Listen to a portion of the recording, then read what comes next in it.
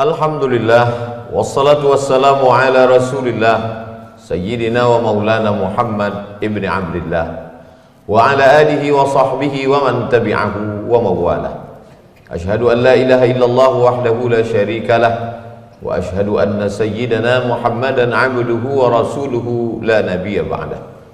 Allahumma salli ala sayyidina Muhammadin an-nabiyil ummi wa ala alihi wa sahbihi wa barik wa sallim. Qala Allah Ta'ala fil Qur'anil Azim wa huwa asdaqul qa'ilin. A'udzu billahi minasy syaithanir rajim. Ya ayyuhalladzina amanu taqullaha haqqa tuqatih wa la tamutunna illa wa antum muslimun. Wa qala ta'ala fi ayatin ukhra, ya ayyuhalladzina amanu taqullaha wa qulu qawlan sadida yuslih lakum a'malakum wa yaghfir lakum dhunubakum wa man yuti'illaha wa rasulahu faqad faza fawzan 'azima. Ibadallah, usikum wa nafsi bi taqwallah wa ta'atihi faqad fazal muttaqun. Hadirin jamaah Jumat yang dimuliakan Allah Subhanahu wa taala. Di antara tanda akhir zaman, kata Nabi sallallahu alaihi wasallam, yataqarabuz zaman, waktu terasa saling mendekati. Zuhur begitu dekatnya dengan asar, tidak terasa lama azan maghrib berkumandang, malam pun tiba. Baru saja menyelesaikan sholat Jumat, rasanya sudah Jumat kembali. Baru saja selesai bulan suci Ramadan, sudah tiba Ramadan berikutnya. Padahal siang dan malam silih berganti yang dilewati oleh kakek nenek moyang kita dulu sama dengan zaman sekarang. Siangnya sama-sama 12 jam, malamnya pun juga sama. Lalu kemudian apa yang membuat waktu itu saling mendekati? Maka sesungguhnya yang membuat waktu saling mendekati, yataqarabuz zaman, diterjemahkan dengan waktu yang singkat. Sebenarnya waktu tidak singkat. Hanya saja momen-momen itu saling mendekati karena manusia dengan kesibukannya. Banyak yang menyibukkan pikiran manusia, dan itu salah satu mukjizat Nabi Muhammad sallallahu alaihi wasallam. Dulu seorang kepala rumah tangga laki-laki, dia masih sempat sholat subuh berjamaah di masjid. Selesai itu dia pulang ke rumah, masih sempat mendengarkan anak-anaknya mendengarkan hafalan surat-surat pendek.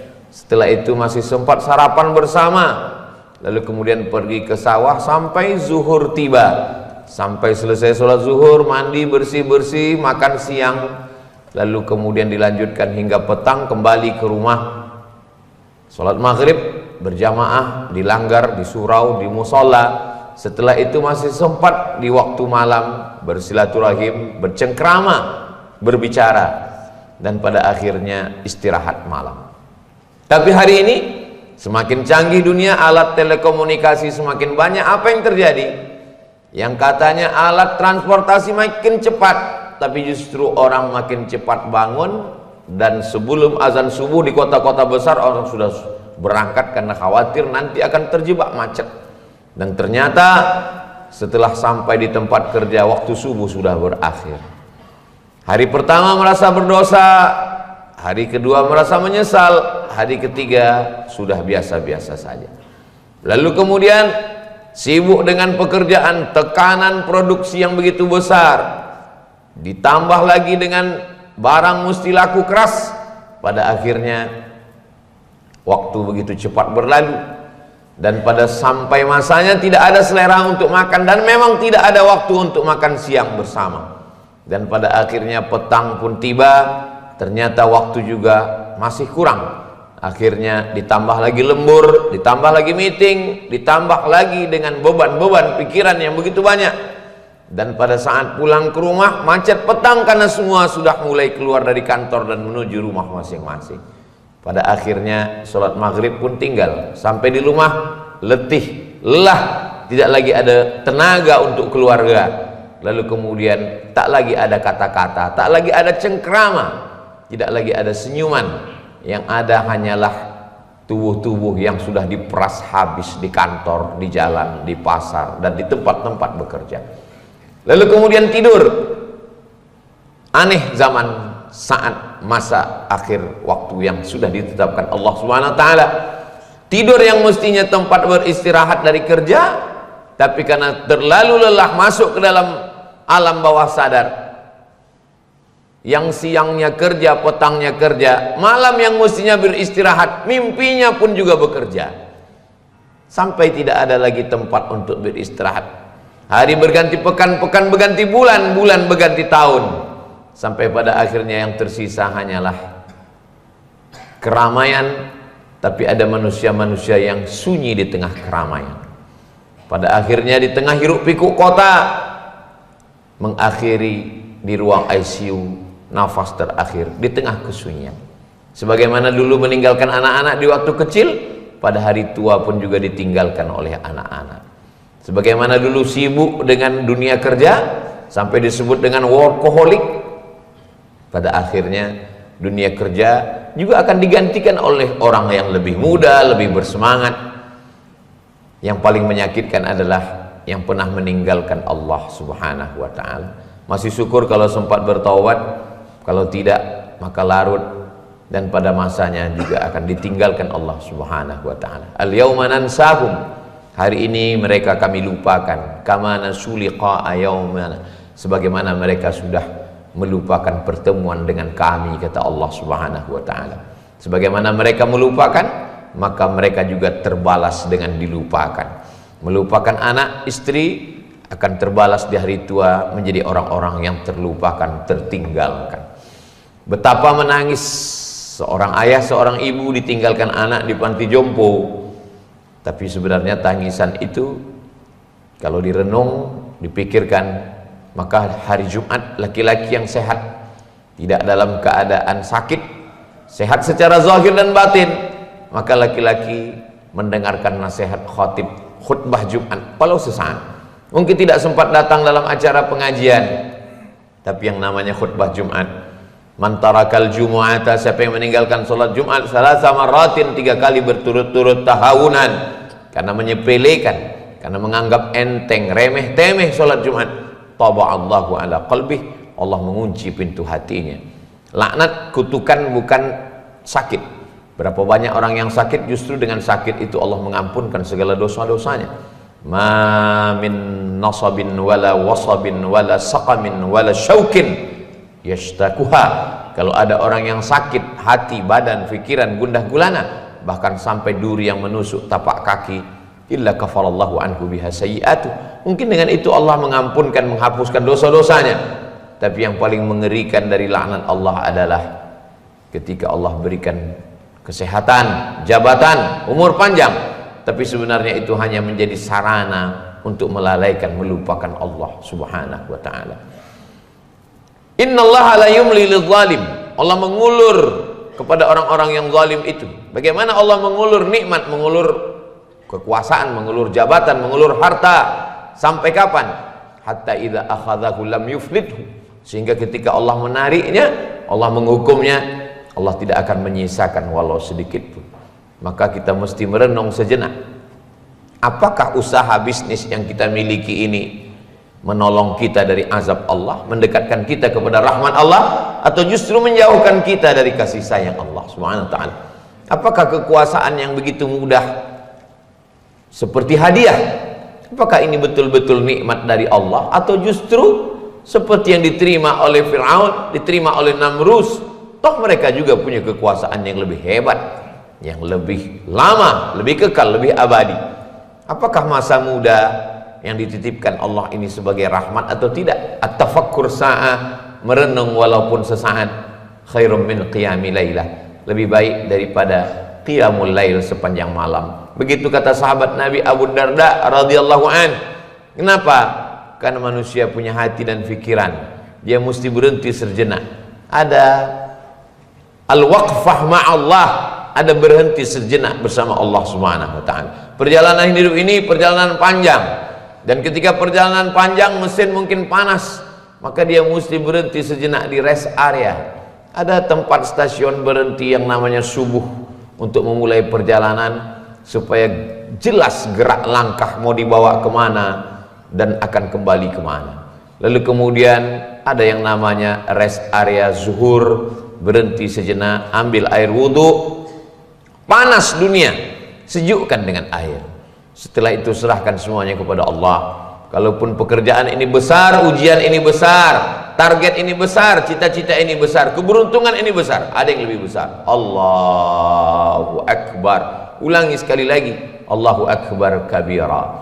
Kalaupun dipuja-puji orang, dikatakan paling berhasil dalam bisnis, dalam usaha, walhamdulillahi katsira. Yang layak dipuji hanya Allah.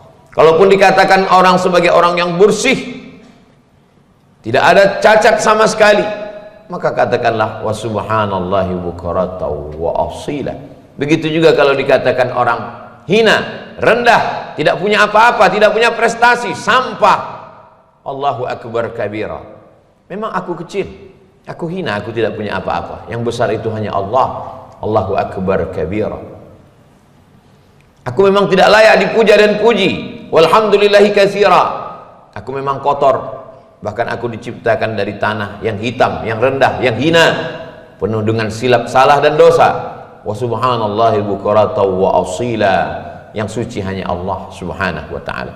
Orang yang dipuji, ketika dia memuji Allah, sadarlah dia bahwa sesungguhnya dia tidak dipuji. Dia hanya sedang ditutupi segala aib dan cacatnya. Orang yang merasa dirinya besar, sadarlah dia bahwa ada yang lebih besar. Tapi orang yang disepelekan, yang diremehkan, yang dijauhkan, yang dijatuhkan, yang dibuli, yang diejek dan dicaci maki, dengan berserah diri kepada Allah, dia sadar bahwa sesungguhnya Allah sedang menguji dia. Terkadang kita sedang diuji, terbang, melambung, melayang sehingga kita lupa. Justru kita ingat Allah saat kita dicaci, justru kita ingat Allah saat sakit, justru ingat Allah saat rugi, justru ingat Allah saat dihina. Maka terkadang hinaan jauh lebih mulia daripada pujian. Tapi pujian juga memberikan semangat untuk beraktivitas, tapi jangan mabuk dengan pujian. Begitulah Islam mengajarkan kita. Kalau di awal salat kita menyerahkannya kepada Allah, maka di ujung salat juga kita katakan at-tahiyyatul, segala penghormatan, mubarakatul, segala keberkahan, kelebihan, keutamaan, salawatul, segala doa-doa, thayyibatul, semua yang baik-baik, lillah, bukan milikku, bukan punya saya, itu hanyalah milik Allah. Allah yang berhak. Tu'izzu man tasya, kalau engkau mau, engkau angkat manusia setinggi-tingginya. Wa tudzillu man tasya, kalau engkau mau, kau rendahkan, kau hinakan sejatuh-jatuhnya. Biyadikal khair, dalam kuasamu segala kebaikan. Innaka ala kulli syai'in qadir, engkau maha kuasa atas segala sesuatu. Manusia ketika dia lupa, maka pada saat itulah dia akan kehilangan dirinya. Dia stres, dia depresi. Semua penyakit bukan berasal dari makanan, tapi dari pikiran. Mulailah asam lambung naik, asam urat, darah tinggi, diabetes. Semua makanan menjadi racun. Yang katanya obat, yang katanya penawar, berubah menjadi racun ketika masuk ke dalam tubuh. Tapi orang-orang yang beriman, bagi dia hidup ini hanyalah permainan, senda gurau, takatsur, alhaqumut takatsur, kamu dilalaikan oleh takatsur, berbangga-bangga, bangga tentang masalah anak, bangga tentang masalah pasangan hidup, bangga tentang masalah prestasi, pekerjaan, jabatan, kekuasaan. Pada akhirnya hatta zurtumul maqabir, sampai kamu masuk ke liang kubur, ke liang lahat. Yatsba'ul mayyita thalathun, pada akhirnya resiko hidup adalah mati. Semua yang hidup pasti mati, dan semua yang muda pasti tua, semua yang sehat sakit. Maka hidup adalah siap menerima segala resiko. Ketika orang sudah siap menerima segala resiko, dunia ini ringan. Seringan apa? Bagi orang yang tahu dunia, maka dunia ini lebih ringan daripada setengah sayap nyamuk. Dunia ini lebih ringan daripada debu-debu yang berterbangan. Dunia lebih ringan daripada kal'ihnil manfush, seperti buru kambing yang ditiup angin. Kita tidak meremehkan, meringankan dunia. Kita hanya tidak menganggap dunia ini segalanya. Sebagaimana yang diajarkan Nabi SAW, la taj'alid dunya akbara hammina. Jangan jadikan dunia ini obsesi terbesar kami. Wala mablagha ilmina. Jangan pula jadikan dunia ini sebagai harga bagi ilmu kami. Ada yang lebih besar.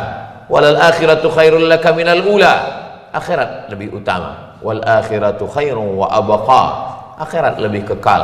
Begitulah Allah Subhanahu wa taala memberikan gambaran kepada kita bahwa ada yang lebih kekal, ada yang lebih besar, ada yang lebih hebat, ada yang lebih abadi. Ad-dunya jifah, kata Sayyidina Ali karramallahu wajhah. Dunia ini seperti bangkai. Faman aradaha, siapa yang menginginkan dunia, falyasbir ala, maka hendaklah dia bersabar. Siapa yang merebut bangkai? Mukhalatatil kilab. Dunia ini bangkai. Siapa yang ingin merebut dunia, maka bersabar-sabarlah berebut-rebut bangkai dengan anjing. Kita bukan anjing, kita manusia. Kita sudah ditakdirkan Allah Subhanahu wa taala, tapi kita tidak meninggalkan dunia. Kita tetap memegang dunia ini untuk apa? Dunia ini hanyalah sebagai senjata. Dunia ini bukan tujuan. Dunia ini hanyalah alat. Kalaupun punya kekuasaan, kekuasaan dipakai untuk menjadikannya sebagai amal jariah, membangun pondok pesantren dengan segenggam kekuasaan, dengan tanda tangan, dengan jabatan.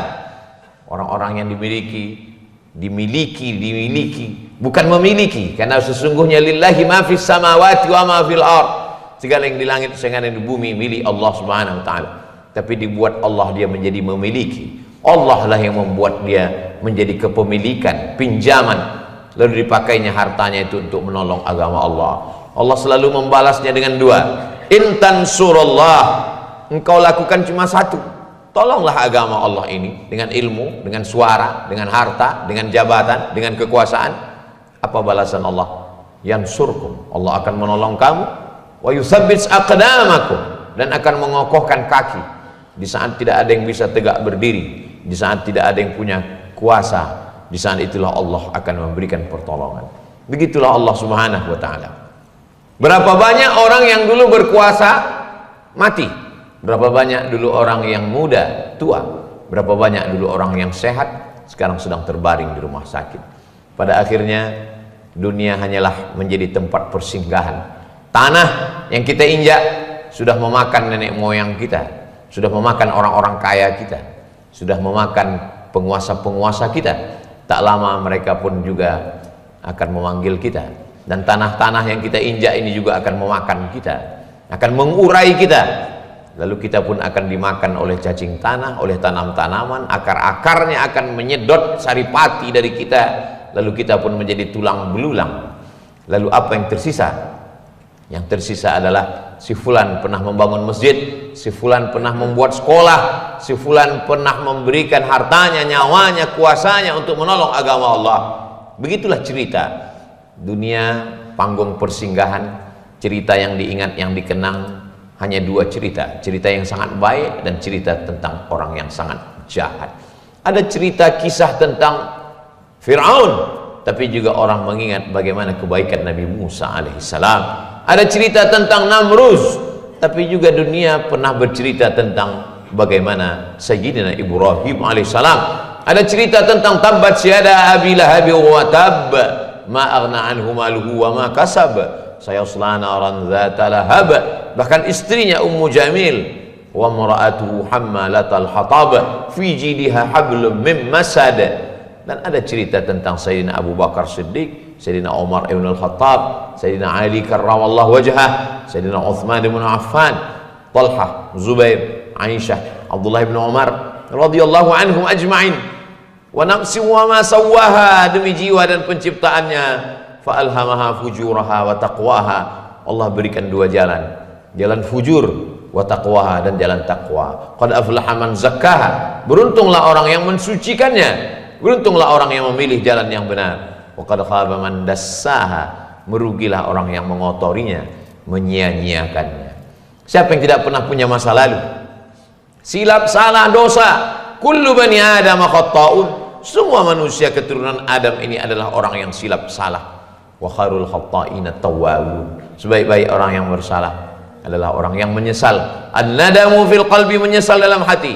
Wal iqraru bil lisani, dia nyatakan dengan lisan, astaghfirullahal azim alladzi la ilaha illa huwal hayyul qayyum wa atubu ilaih.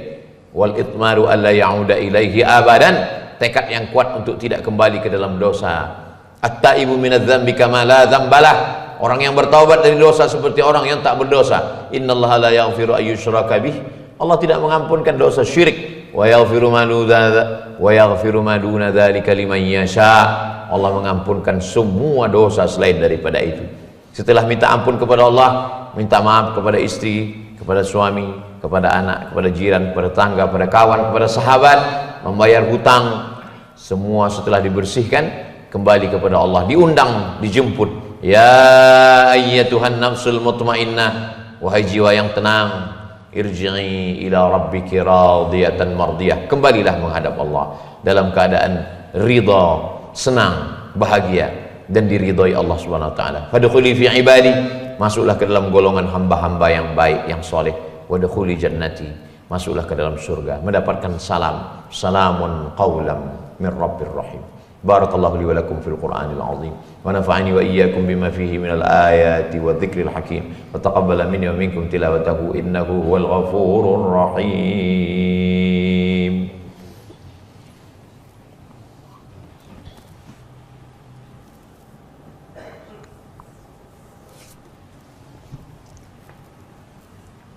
Alhamdulillahilladzi bi ni'matihi tatimmus shalihat wassalatu wassalamu ala sayyidis sadat wa ala alihi wa ashabihi alil fadaili wal karamat.